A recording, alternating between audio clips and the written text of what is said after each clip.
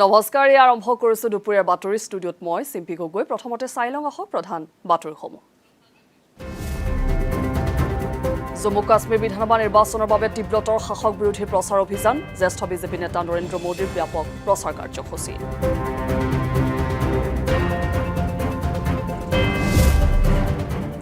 কেইবাটাও গুৰুত্বপূৰ্ণ কাৰ্যসূচীৰে তেলেংগানাত ৰাষ্ট্ৰপতি দ্ৰৌপদী মুৰ্মু হায়দৰাবাদস্থিত আইন বিশ্ববিদ্যালয়ৰ সমাৱৰ্তন সমাৰোহত অংশগ্ৰহণ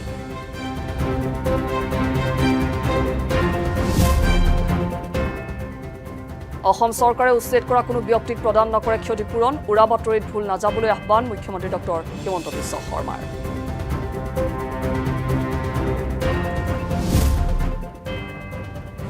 মৰিগাঁৱত শোকাবহ পথ দুৰ্ঘটনা থিতাতে নিহত 2 বাইক আৰোহী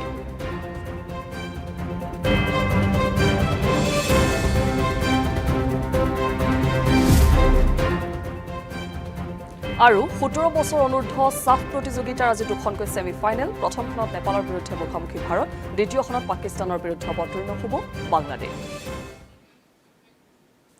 এতিয়া বিতং খবৰ জম্মু কাশ্মীৰৰ অন্তিম তথা তৃতীয় পৰ্যায়ৰ বিধানসভা নিৰ্বাচনৰ বাবে বিভিন্ন ৰাজনৈতিক দলে প্ৰচাৰ অভিযান তীব্ৰতৰ কৰি তুলিছে ইতিমধ্যে বিজেপিৰ জ্যেষ্ঠ নেতা নৰেন্দ্ৰ মোদীয়ে ৰাজ্যখনত এখন বিশাল জনসভা সম্বোধন কৰিছে সভাত বিজেপিৰ জ্যেষ্ঠ নেতা মোদীয়ে সাৰ্জিকেল ষ্ট্ৰাইকৰ প্ৰসংগত চৰকাৰে গুলিৰ উত্তৰ গুলিৰে দিয়ে বুলি মন্তব্য কৰাৰ লগতে কংগ্ৰেছ দলক তীব্ৰ সমালোচনা কৰে উল্লেখযোগ্য যে জম্মু কাশ্মীৰৰ তৃতীয় পৰ্যায়ত 40খন আসনৰ বাবে অহা 1 অক্টোবৰত বিধানসভা নিৰ্বাচন অনুষ্ঠিত হ'ব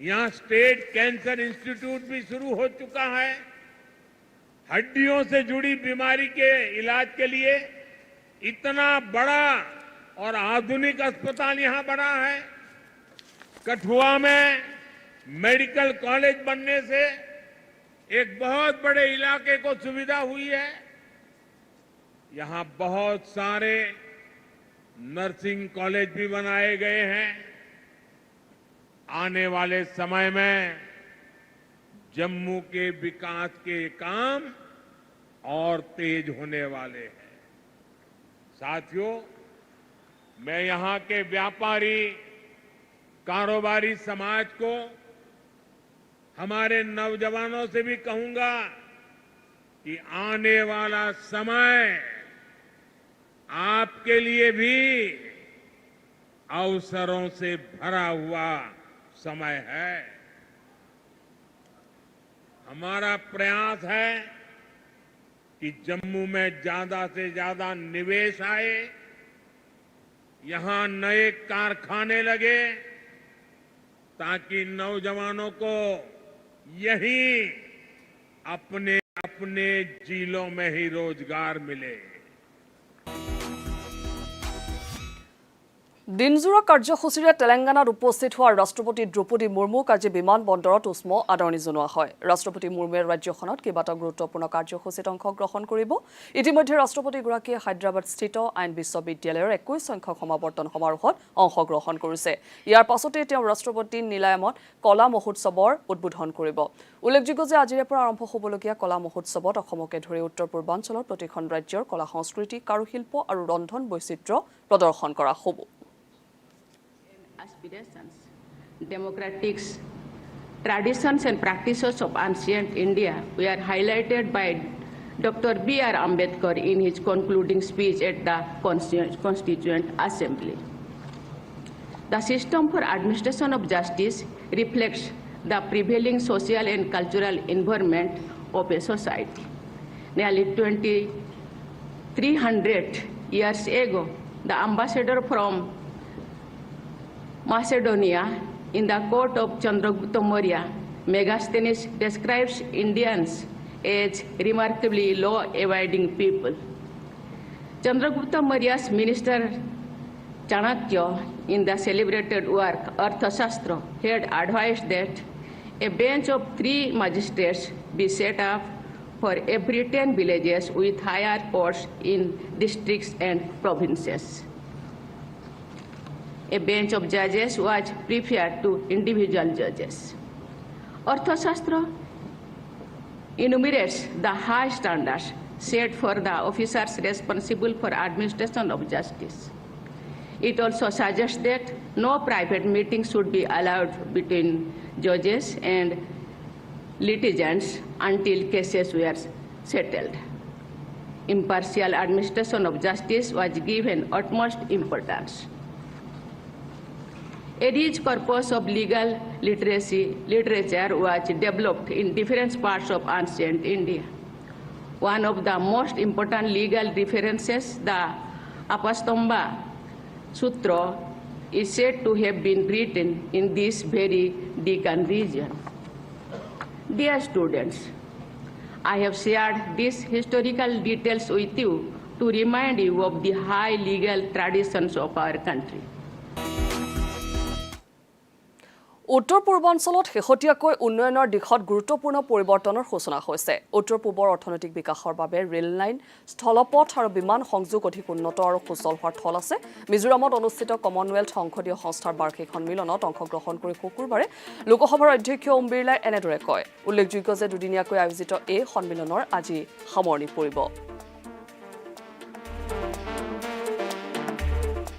भारत सरकार की एक्ट ईस्ट पॉलिसी, जिसके तहत भारत ने समय समय पर अपने पड़ोसी देशों से अच्छे संबंध, बेहतर व्यापारिक संबंध और हमारी संस्कृतियों को आपस में जोड़ने के लिए माननीय प्रधानमंत्री जी ने बड़े स्तर पर प्रयास किए हैं। मुझे आशा है कि उत्तर भारत पूर्वोत्तर राज्यों की इन समस्याओं चुनौतियों का समाधान भी इन विधायी संस्थाओं के चर्चा संवाद से निकलेगा और उत्तर पूर्वी प्रदेशों के विकास के नए रास्ते खुले हैं, नई संभावनाओं को तलाशा जा रहा है। यहाँ के हस्तशिल्प, कला, यहाँ की इंडस्ट्रीज, यहाँ के व्यापार की नई संभावनाओं को देश और अंतर्राष्ट्रीय जोड़ने का भी प्रयास सरकारों द्वारा किया जा रहा है। পৰৱৰ্তী খবৰ বৈদেশিক পৰিক্ৰমা মন্ত্ৰী ডক্টৰ এছ জয়শংকৰে শুকুৰবাৰে নিউয়ৰ্কত অনাগত বিমষ্টেক সন্মিলনৰ প্ৰস্তুতি সন্দৰ্ভত বৈদেশিক মন্ত্ৰীসকলৰ সৈতে এখন অনানুষ্ঠানিক বৈঠকত মিলিত হয়। বিশেষকৈ বৈঠকত স্বাস্থ্য, খাদ্য, সুৰক্ষা, বাণিজ্য, বিনিয়োগ, অৰ্থনীতি আৰু শক্তিৰ ক্ষেত্ৰত ভাৰতৰ অংশীদাৰিত্বৰ বিষয়ে আলোচনা কৰা হয়। বৈঠকত সন্দৰ্ভত বিমষ্টেক উৎকৰ্ষ কেন্দ্ৰসমূহৰ বিকাশক একামুখী পদক্ষেপ বুলি উল্লেখ কৰি জয়শংকৰে এই বৈঠকে আন্তঃদেশীয় সম্পৰ্ক উন্নীতকৰণত গুৰুত্বপূৰ্ণ ভূমিকা পালন কৰিব বুলি উল্লেখ কৰে। ইফালে বিমষ্টেকৰ মহাসচিব ইন্দ্ৰমণি পাণ্ডে বিমষ্টেকৰ দেশসমূহক আগুৱাই নিয়াৰ ক্ষেত্ৰত কালিৰ বৈঠকখনে বিশেষ ভূমিকা গ্ৰহণ কৰিব বুলি আশা ব্যক্ত কৰে। Ministers and the representatives of the member states in their statements, they spoke about their vision for BIMSTEC and what are their priorities, what are the areas in which they would like regional cooperation in BIMSTEC to focus upon, and this led to exchange of views among the foreign ministers and other representatives on how we can move forward the agenda of BIMSTEC. BIMSTEC brings together three strands of India's foreign policy: neighborhood first policy, as you mentioned, look east policy, but also Sagar policy, security and growth for all in the region. So these are the countries which are adjacent to Bay of Bengal, which is a very important geographical space for India and other countries of the region. And that's why cooperation through BIMSTEC, which encompasses about 15 sectors, is very important. And in today's meeting, in fact, member states also spoke about cooperation in some new areas too. সন্ত্ৰাসবাদ, নিচাজাতীয় সামগ্ৰী, বাণিজ্য আৰু আন্তঃৰাষ্ট্ৰীয় অপৰাধৰ বাবে বিশ্বব্যাপী খ্যাতি থকা পাকিস্তানে বিশ্বৰ সৰ্ববৃহৎ গণতন্ত্ৰ ভাৰতক আক্ৰমণৰ ধৃষ্টতা কৰাটো কৌতুহজনক। ৰাষ্ট্ৰসংঘৰ সাধাৰণ পৰিষদত শুকুৰবাৰে পাকিস্তানৰ প্ৰধানমন্ত্ৰী শ্বেহবাজ শ্বৰীফৰ বক্তব্যৰ প্ৰত্যুত্তৰত ভাৰতীয় কূটনীতিবিদ ভূমিকা মংগলানন্দনে এনেদৰে কয়। পাকিস্তানে বিগত সময়ছোৱাত দেশীয় সীমান্তত সন্ত্ৰাসবাদী কাৰ্যকলাপক উৎসাহিত কৰি আহিছে বুলি উল্লেখ কৰি ভাৰতীয় কূটনীতিবিদগৰাকীয়ে পাকিস্তানে ভাৰতক অহিংসাৰ পাঠ পঢ়ুৱাটো এক প্ৰকাৰ ভণ্ডামি বুলি মন্তব্য কৰে। Travesty this morning. A country run by the military, with a global reputation for terrorism, narcotics trade, and transnational crime, has had the audacity to attack the world's largest democracy. I speak about the reference to India in the speech of the Pakistani Prime Minister. As the world knows, Pakistan has long employed cross-border terrorism as a weapon against its neighbors. It has attacked our parliament, our financial capital Mumbai, marketplaces, and pilgrimage routes. The list is long. For such a country to speak about violence anywhere is hypocrisy at its worst. It is even more extraordinary for a country with a history of rigged elections to talk about political choices, that too in a democracy. The real truth is that Pakistan covets our territory and in fact has continuously used terrorism to disrupt elections in Jammu and Kashmir, an inalienable and integral part of India. Ayushman Bharat digital mission অধীনত বিগত ৩টা বছৰত দেশত ৬৭ কোটিতকৈ অধিক Ayushman Bharat health account চমুকৈ আভাস সৃষ্টি কৰা হৈছে। কালি এই ডিজিটেল স্বাস্থ্য মিছনৰ তৃতীয় বৰ্ষপূৰ্তি পালন কৰা হয়। উল্লেখযোগ্য যে এই অভিযানৰ অধীনত ৪২ কোটিতকৈ অধিক স্বাস্থ্য ৰেকৰ্ড আভাৰ সৈতে সংযুক্ত কৰা হৈছে। আনহাতে ১.৩ লাখৰো অধিক সুবিধা আয়ুষ্মান ভাৰত ডিজিটেল মিছনৰ সৈতে উপলব্ধ কৰা হৈছে। লগতে ৰাষ্ট্ৰীয় স্বাস্থ্য সেৱা প্ৰদানকাৰী পঞ্জীয়নত ৩ লাখৰো অধিক সুবিধা আৰু ৪.৭ লাখ স্বাস্থ্য সেৱা পেছাদাৰীক সফলতাৰে পঞ্জীয়ন কৰা হৈছে। স্বাস্থ্য আৰু পৰিয়াল কল্যাণ মন্ত্ৰালয়ে এই তথ্য প্ৰকাশ কৰিছে।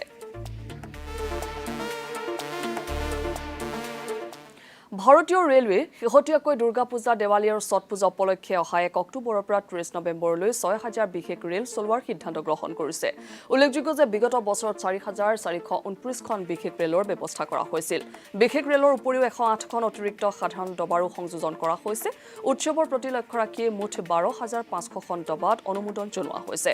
ফলত ১ কোটিতকৈ অধিক যাত্ৰী উপকৃত হ'ব বুলি আশা কৰা হৈছে। ভাৰতৰ মুখ্য ন্যায়াধীশ DY চন্দ্ৰচূড় তথা কেন্দ্ৰীয় মহিলা আৰু শিশু উন্নয়ন মন্ত্ৰী অন্নপূৰ্ণা দেৱীয়ে ৰাষ্ট্ৰীয় বাৰ্ষিক অংশীদাৰৰ পৰামৰ্শমূলক বৈঠকত অংশগ্ৰহণ কৰে। অক্ষমতাৰ সৈতে জীয়াই থকা শিশুৰ অধিকাৰ সুৰক্ষিত কৰা শীৰ্ষক বিষয়ৰ ওপৰত মুখ্য ন্যায়াধীশগৰাকীয়ে মন্তব্য দাঙি ধৰে। এনেধৰণৰ বিশেষভাৱে সক্ষম শিশুৱে বিদ্যালয়ত আন শিশুসকলৰ পৰা কোনো ধৰণৰ অসুবিধা পাইছে নেকি সেই বিষয়ত কৰ্তৃপক্ষই গুৰুত্ব দিব লাগে বুলি তেওঁ ভাষণত উল্লেখ কৰে। আনহাতে কেতিয়াবা এনে শিশুক আন সাধাৰণ শিশুৰ সৈতে একেধৰণৰ সুবিধা দিলেও সেইবোৰে বহু ক্ষেত্ৰত তেওঁলোকৰ প্ৰকৃত প্ৰয়োজনীয়তা পূৰণ কৰিব নোৱাৰে বুলিও মুখ্য ন্যায়াধীশগৰাকীয়ে সদৰি কৰে। And conduct her profession with dignity unless we create those conditions. And we can't look at that as a function of how much would be the budgetary impact, because it's all about the nature of the society which we wish to create in future.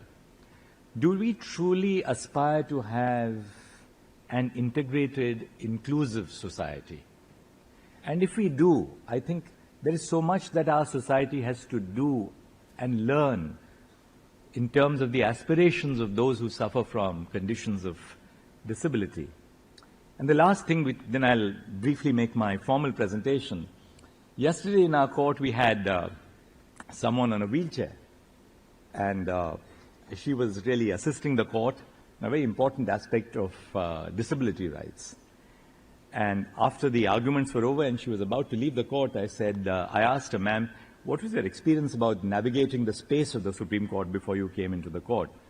So she said, "Well, I'm extremely happy because we have an accessibility desk. I was guided into where I should go. I didn't have any problem." But she says, "I have one problem, and that is your courts are so overcrowded." So I said that, there's so much that judges can do, but I don't think I can do much about the population coming into the open court. আজি শহীদ ভগত সিঙৰ জন্ম জয়ন্তী প্ৰধানমন্ত্ৰী নৰেন্দ্ৰ মোদীয়ে সামাজিক মাধ্যম যোগে শহীদগৰাকীক শ্ৰদ্ধাঞ্জলি জ্ঞাপন কৰি মাতৃভূমিৰ আত্মসন্মান ৰক্ষাৰ বাবে নিজৰ প্ৰাণ আহুতি দিয়া স্বাধীনতা সংগ্ৰামীগৰাকীক দেশবাসীৰ মনত সদায় অমৰ হৈ থাকিব বুলি মন্তব্য কৰি শ্ৰদ্ধাঞ্জলি জ্ঞাপন কৰে ইফালে গৃহমন্ত্ৰী অমিত শ্বাহেও সামাজিক মাধ্যম যোগে শহীদগৰাকীক স্মৰণ কৰিছে তেওঁ বিপ্লৱী ভগত সিঙে ব্ৰিটিছ শাসনক প্ৰত্যাহ্বান জনোৱাৰ লগতে দেশৰ স্বাধীনতা আৰু সোণালী ভৱিষ্যতৰ বাবে নিজৰ প্ৰাণ আহুতি দিছিল বুলি উল্লেখ কৰে व्यक्तिगत गौरव महत्वपूर्ण नहीं रहा वे जब तक जिए सिर्फ एक मिशन के लिए जिए और उसी के लिए उन्होंने अपना बलिदान दे दिया वह मिशन था भारत को अन्याय और अंग्रेजी शासन से मुक्ति दिलाना एक हुकूमत जिसका दुनिया के इतने बड़े हिस्से पर शासन था इसके बारे में कहा जाता था कि उनके शासन में सूर्य कभी अस्त नहीं होता इतनी ताकतवर हुकूमत एक 23 साल के युवक से भयभीत हो गई थी हम भगत सिंह बन पाए या न बन पाए लेकिन भगत सिंह जैसा देश प्रेम देश के लिए कुछ कर गुजरने का जज्बा जरूर हम सबके दिलों में हो ঝাৰখণ্ডৰ সমাগত বিধানসভা নিৰ্বাচন সন্দৰ্ভত অসমৰ মুখ্যমন্ত্ৰী তথা ঝাৰখণ্ড বিজেপিৰ ৰাজ্যিক উপ তত্ত্বাৱধায়ক ডক্টৰ হিমন্ত বিশ্ব শৰ্মাই আজি মন্তব্য কৰিছে নিৰ্বাচনত বিজেপিয়ে জনতা দল ইউনাইটেড আৰু AJSU দলৰ সৈতে মিত্ৰতা কৰিব বুলি জানিবলৈ দিয়ে এই ক্ষেত্ৰত আসনৰ ভাগ বতৰা প্ৰায় নিশ্চিত হৈছে বুলিও ডক্টৰ শৰ্মাই জানিবলৈ দিয়ে और आसू पार्टी का साथ गठबंधन होगा गठबंधन का जो सीट शेयरिंग है 99% फाइनल हो चुका है 1-2 सीट का ही सरसा बाकी है ये प्रतिपक्ष समाप्त हो हम तुरंत गठबंधन का बारे में ऐलान कर दूंगा অসম চৰকাৰে উচ্ছেদ কৰা ব্যক্তিক কোনো ধৰণৰ ক্ষতিপূৰণ দিয়া নহয় বুলি মুখ্যমন্ত্ৰী ডক্টৰ হিমন্ত বিশ্ব শৰ্মাই স্থিতি স্পষ্ট কৰিছে এই ক্ষেত্ৰত মুখ্যমন্ত্ৰীগৰাকীয়ে জনসাধাৰণক কোনো উৰা বাতৰিত ভুল নাযাবৰ বাবে আহ্বান জনাইছে উল্লেখযোগ্য যে শেহতীয়াকৈ প্ৰশাসনে ৰাজ্যৰ কেইবাটাও জনজাতীয় অধ্যুষিত অঞ্চলৰ লগতে সংৰক্ষিত বনাঞ্চলিক এলেকাত উচ্ছেদ অভিযান অব্যাহত ৰাখিছে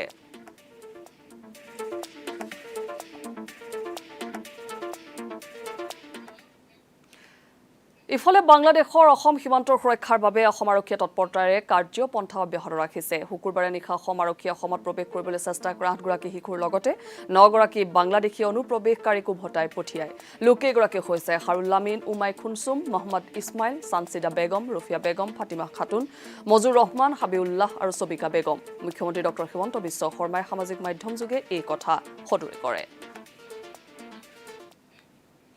পৰৱৰ্তী খবৰ সাংসদ গৌৰৱ গগৈয়ে আজি পুৱা সাংস্কৃতিক নগৰী তেজপুৰ ঐতিহ্যমণ্ডিত শ্ৰী শ্ৰী মহাভৈৰৱ মন্দিৰত উপস্থিত হৈ পূজা অৰ্চনা আগবঢ়ায় ইয়াৰ পাছতে সংবাদ মাধ্যমৰ সৈতে হোৱা কথা বতৰাত তেওঁ বিহালী উপ নিৰ্বাচনৰ বাবে দলৰ ঊৰ্ধ্বতম কৰ্তৃপক্ষই প্ৰাৰ্থী স্থিৰ কৰিব বুলি জানিবলৈ দিয়ে উল্লেখযোগ্য যে ইয়াৰ পূৰ্বে সাংসদগৰাকীয়ে তেজপুৰ সাহিত্য সভা ভৱন চৌহদত কলাগুৰু বিষ্ণুপ্ৰসাদ ৰাভা ৰূপকোঁৱৰ জ্যোতিপ্ৰসাদ আগৰৱালা নত সূৰ্য ফণী শৰ্মাৰ আৱক্ষ মূৰ্তিৰ সন্মুখত বন্তি প্ৰজ্বলন কৰি গভীৰ শ্ৰদ্ধা নিবেদন কৰে প্ৰত্যেকজনৰ পৰিয়ালৰ মংগলৰ কামনা কৰিলোঁ যদি কোনোবা পৰিয়ালৰ এজন সদস্য অসুস্থ হৈ আছে তেওঁলোকৰ সু আৰোগ্যৰ বাবে কামনা কৰিলোঁ প্ৰত্যেক নিৰ্বাচনত আপোনালোকে জানে যে ৰাষ্ট্ৰীয় দলৰ নেতৃত্ব কেন্দ্ৰীয় নেতৃত্বই প্ৰাৰ্থী তালিকা প্ৰকাশ কৰে আমালোকৰ কৰ্তব্য যে বিহালীৰ পৰা আটাইতকৈ উপযুক্ত প্ৰাৰ্থী কোন হ'ব সেই তথ্যবোৰ আমি কেন্দ্ৰীয়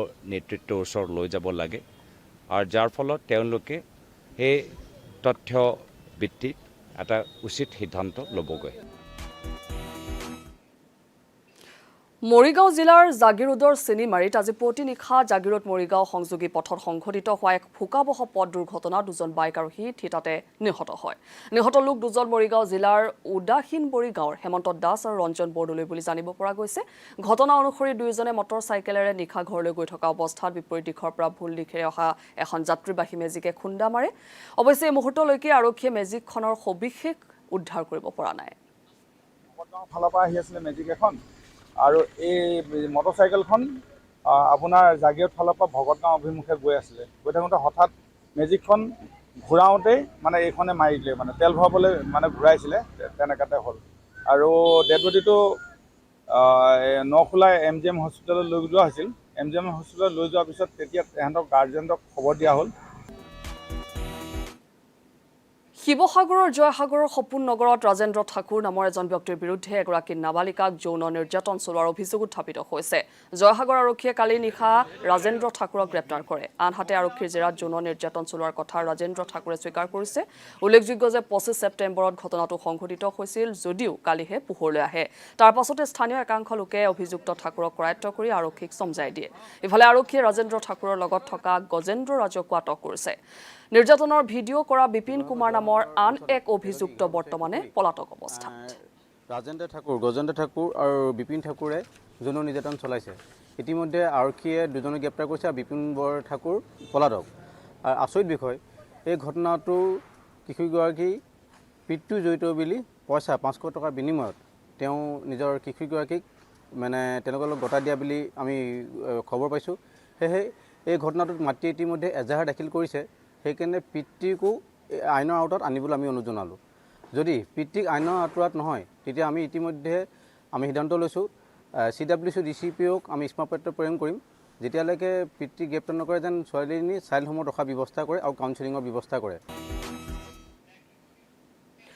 উত্তৰ পূৰ্বাঞ্চলৰ একমাত্ৰ তথা প্ৰথম আন্তঃৰাষ্ট্ৰীয় জাহাজ বন্দৰটো অচিৰে মুকলি কৰা হ'ব এই বন্দৰৰ পৰা ব্ৰহ্মপুত্ৰৰ বুকুৰে যোগীঘোপাৰ পৰা জলপথেৰে বাংলাদেশলৈ জাহাজ চলিব ইয়াৰ লগে লগে বঙাইগাঁৱৰ যোগীঘোপা বাণিজ্যক প্ৰাণ কেন্দ্ৰ হিচাপে চিহ্নিত হ'ব ভাৰতীয় আন্তঃদেশীয় জলমাৰ্গ প্ৰাধিকৰণ তথা বন্দৰ পৰিবহণ আৰু জলমাৰ্গ মন্ত্ৰালয় ভাৰত চৰকাৰৰ দ্বাৰা নিৰ্মাণ কৰা IWT টাৰ্মিনেলটোৰ সকলো কাম প্ৰায় সম্পূৰ্ণ হৈ উঠিছে বন্দৰটো উদ্বোধন কৰাৰ পাছতে ভাৰত বাংলাদেশ আৰু ভূটানৰ মাজত হোৱা বাণিজ্যিক চুক্তি মৰ্মে আন্তঃৰাষ্ট্ৰীয় বাণিজ্য আৰম্ভ হ'ব উল্লেখযোগ্য যে প্ৰায় 15 একৰ ভূমিত ব্ৰহ্মপুত্ৰৰ পাৰত নিৰ্মাণ কৰা এই প্ৰকল্পৰ বাবদ মুঠ 63.9 কোটি টকা ব্যয় হোৱা বুলি জানিব পৰা গৈছে সেই মানুহখিনি ইয়াতে সংস্থাপন পাব বিভিন্ন ধৰণৰ কাম কাজ পাব আৰু আমাৰ এই জায়গাখন বহুত উন্নত হ'ব আপোনাৰ নদী পথ যিটো আছে নদী পথৰ কাৰণে ইয়াতে বন্দৰ বনাইছে এই নদী পথে যেতিয়া ব্যৱসায় বাণিজ্য আৰম্ভ হ'ব বহুত উন্নত হ'ব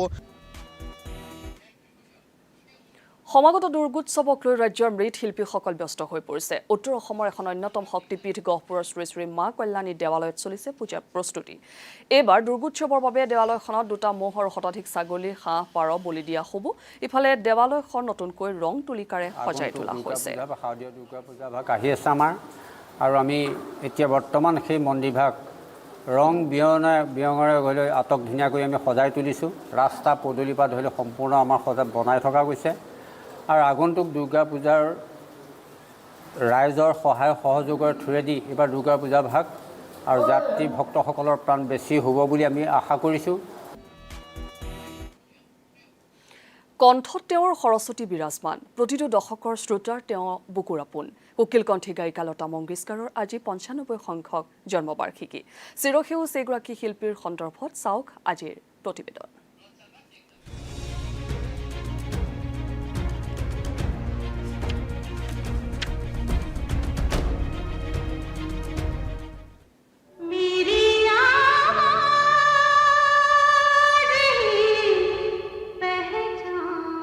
নাইটিংগেল অফ ইণ্ডিয়া যিগৰাকীৰ কণ্ঠত বিৰাজমান সাক্ষাৎ সৰস্বতী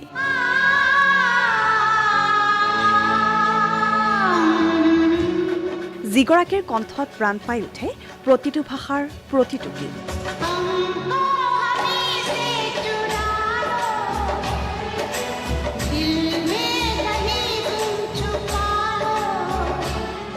প্ৰতিটো দশকৰ প্ৰতিগৰাকী শ্ৰোতাৰ হৃদয়ত এক বিশেষ স্থান অধিকাৰ কৰি আছে এইগৰাকী চিৰসেউজ শিল্পীয়ে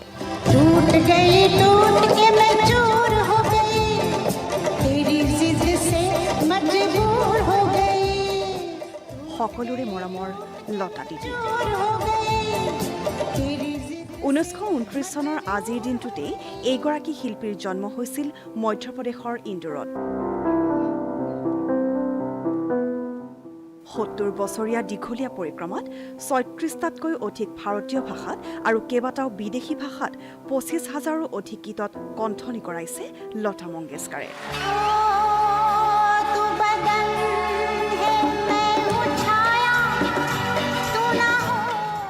বিশেষকৈ হিন্দী, বাংলা আৰু মাৰাঠী ভাষাত কণ্ঠদান কৰিছিল যদিও এইগৰাকী সুকণ্ঠী গায়িকাই অসমীয়া সংগীত জগতৰ সৈতেও জড়িত হৈ পৰিছিল। 1956 চনত ডক্টৰ ভূপেন হাজৰিকাৰ পৰিচালনাৰে নিৰ্মিত এৰাবাটৰ সুৰ ছবিখনত জোনাকৰে ৰাতি গীতটিত সুৰনি কৰাইছিল লতা দিদিয়ে।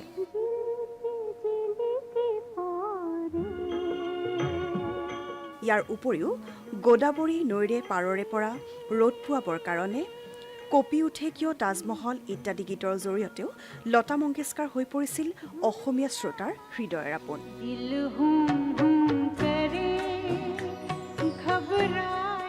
শিল্পীগৰাকীৰ 95 সংখ্যক জন্মবাৰ্ষিকীত আজি সমগ্ৰ ভাৰতবাসীয়ে তেওঁক স্মৰণ কৰিছে।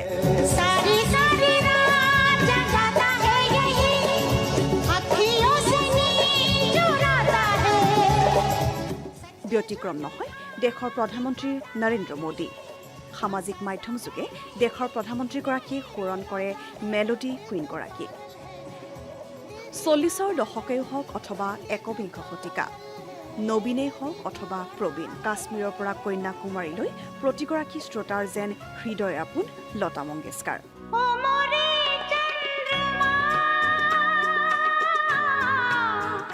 সকলোৰে মৰমৰ লতা দিদি।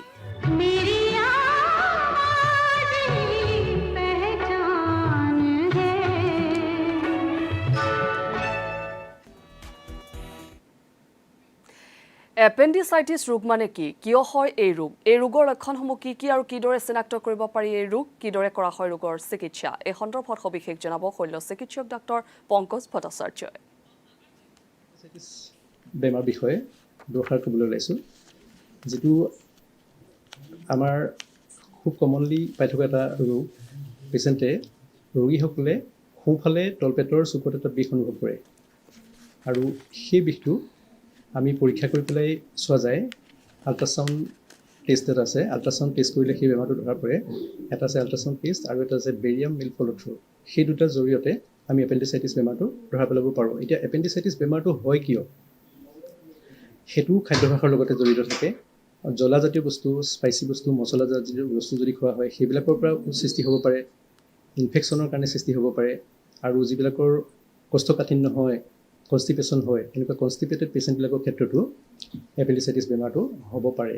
এতিয়া এপেণ্ডিচাইটিছ যদি কাৰোবাৰ ধৰা পৰিলে, আইদাৰ আল্ট্ৰাচাউণ্ডৰ জৰিয়তে বা বেৰিয়ামৰ জৰিয়তে, তাৰ সেই ৰোগটোৰ একমাত্ৰ ট্ৰিটমেণ্টটো হৈছে অপাৰেশ্যন। এপেণ্ডিচাইটিছৰ কোনো মেডিচিন ট্ৰিটমেণ্ট নাথাকে। আৰু এপেণ্ডিচাইটিছৰ ভাগ আছে।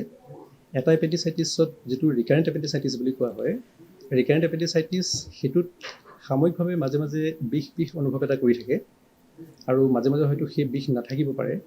তেনেকুৱা পৰ্যায়ৰ ৰোগীবিলাক যেতিয়া দেখুৱাবলৈ আহে, তেতিয়া আমি এটা সময় লৈ, ইলেক্টিভ চাৰ্জাৰী বুলি কয়, এটা সময় লৈ পেলাই সেই ৰোগৰ চিকিৎসা কৰিব পৰা যায়। চিকিৎসা হৈছে অপাৰেটিভ ট্ৰিটমেণ্ট। আৰু এবিধ আছে এপেণ্ডিক্সটো ফুলি যথেষ্ট বাঢ়ি যায়, একিউট এপেণ্ডিচাইটিছ বুলি কয়। Acute appendicitis early surgical intervention প্ৰয়োজন হয়।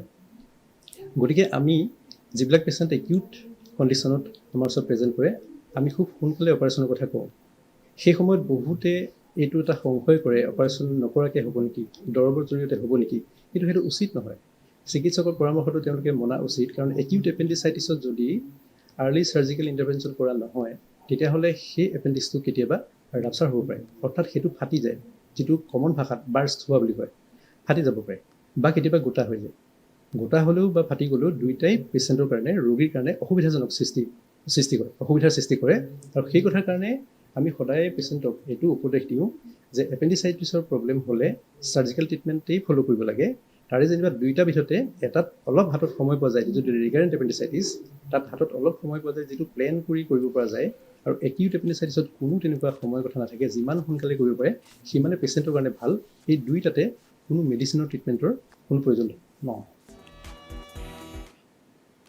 এবাৰ চাওঁ আহক ক্ৰীড়া জগতৰ খবৰ।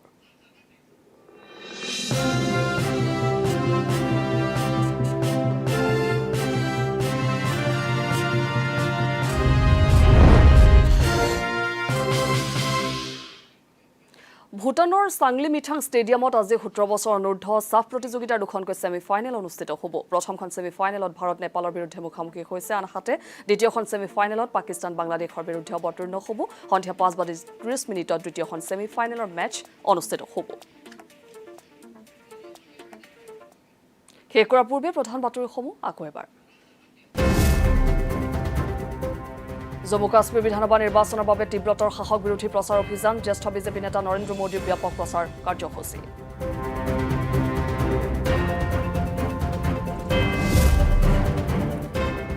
কেইবাটাও গুৰুত্বপূৰ্ণ কাৰ্যসূচীৰে তেলেংগানাত ৰাষ্ট্ৰপতি দ্ৰৌপদী মুৰ্মু হায়দৰাবাদস্থিত আইন বিশ্ববিদ্যালয়ৰ সমাৱৰ্তন সমাৰোহত অংশগ্ৰহণ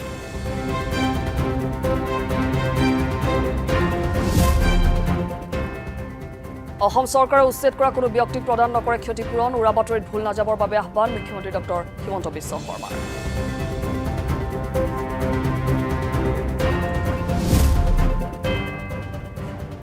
মৰিগাঁৱত শোকাবহ পথ দুৰ্ঘটনা থিতাতে নিহত 2 বাইক আৰোহী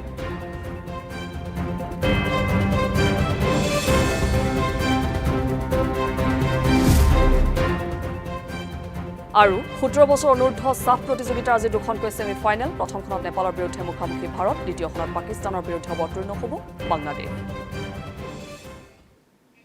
দুপৰীয়া বাতৰিত আজিলৈ খবৰ ইমানেই চাই থাকিব DD অসম ধন্যবাদ